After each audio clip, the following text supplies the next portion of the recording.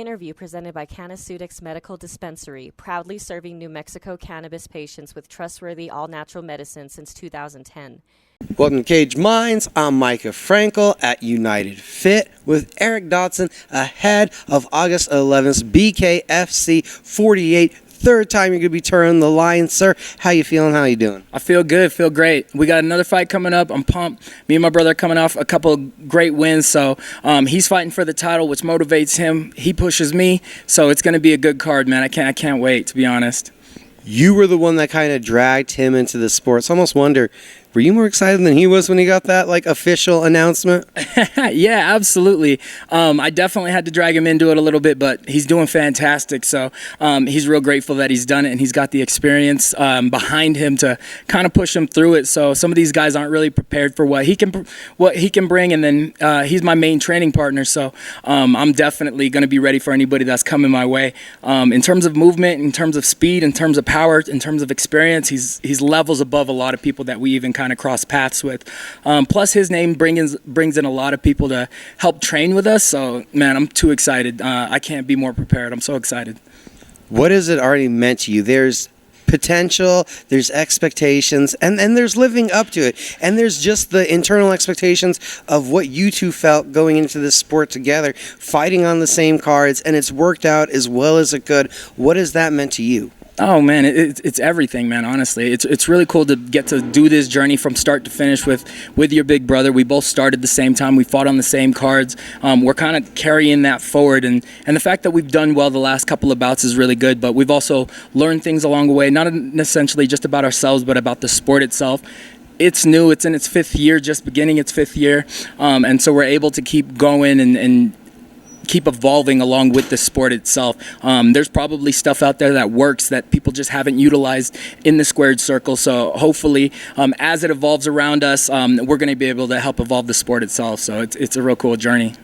John said you were the bigger fan. You kind of pulled him into it. Hey, you got to check this out. So that means you were watching it first. So from that time watching it, how do you feel that the in-fight action has evolved and how your style has evolved through these two fights? Well, we haven't utilized it in the squared circle itself, but things like clenching, that wasn't a big game. I mean, we could do it in Muay Thai, throw a couple knees and elbows and stuff, do a couple different level changes, but that's something that's a little bit different for us. We're super prepared for that if that comes about. But other than that, we expected it to be a little bit different than we had come across, but honestly, fighting's fighting. We've done this for a long time, so nothing was new to us, really. Was there any surprising elements to you once that whistle blew, once the fight itself started? Not really, honestly. The last couple of fights we've had have been here in Albuquerque. Our hometown kind of pushes us through it. All of that adrenaline, all that excitement. Like I said last time, when you raise your hands, the whole volume in the stadium goes up. So all of that kind of filters through, and it's not even the expectations. It's not anything inside of you. It's all of that excitement that comes through, and it shows in our work. So I absolutely love it. Some people are going to say a fight's a fight. You've competed in a few different combat sports now. Is there a different feeling in that squared circle or just that BKFC audience? Oh man, the audience itself is electric. People always, after the fight, they tell me, man, you can hear the punches from the crowd and stuff like that. That part's a little bit different. Other than that, the fight experience itself is all about the same in terms of feeling it and stuff. I mean, you feel it when you get hit. It's not until after the fight you realize that the pain sets in, the adrenaline wears off, and all of that. But during the fight itself, it's all kind of the same, man. You're taking impact to your face, your brain, your arms, and all of that. So it's all kind of the same, to be honest. You're kind of a late addition to the card. I mean, us in the know, we expected if John's on the card, Eric is actively looking for the fight, but that doesn't mean it was going to happen. Was it surprising to you 2-0 that it's kind of been a trick already to navigate where the next one's coming from?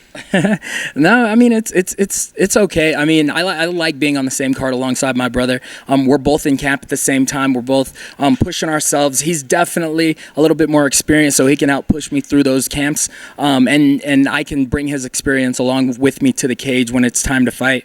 I mean, fights are won in the gym. They're not won in the ring itself. So we're well prepared prepared for that. But in terms of being on the same card as my brother, I just kind of expect it. I mean, it's cool to fight alongside your brother in terms of the marquee says Dodson's on it.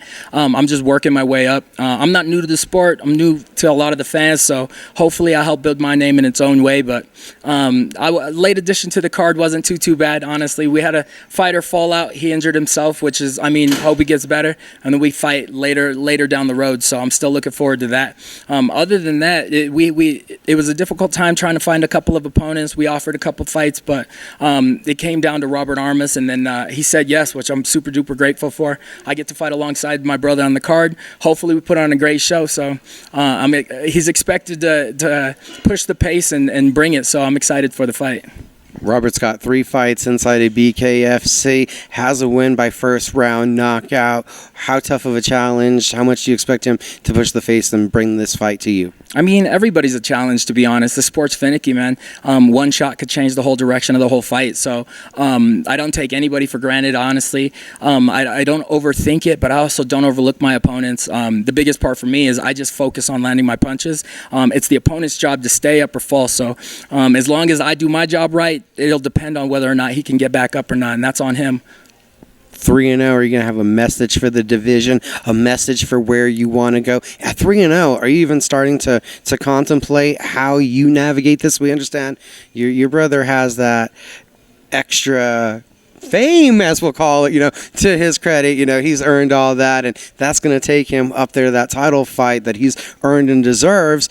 You're building, though, to get to that spot. Yeah, in terms of that, man, honestly, I just focus on winning my fights. I focus on the path ahead of me, and that's pretty much it. Everybody's talking to me about whether or not the both of us are going to have titles in different weight classes at the same time, so we're definitely shooting for that for sure. But in terms of that, man, I'm just looking to keep winning, to be honest. The fame and all of that will build as long as I do my job right. So it'll translate. My record's going to keep building and building. I'm going to keep doing what I do. In terms of the title, man, let's bring it on as soon as we can. But up until that, I'm just focused on the task ahead of me and just the next step, and that you'll slowly get there. Eric, it was great getting to talk to you. Thank you for the time. Absolutely. Thank you. I appreciate it.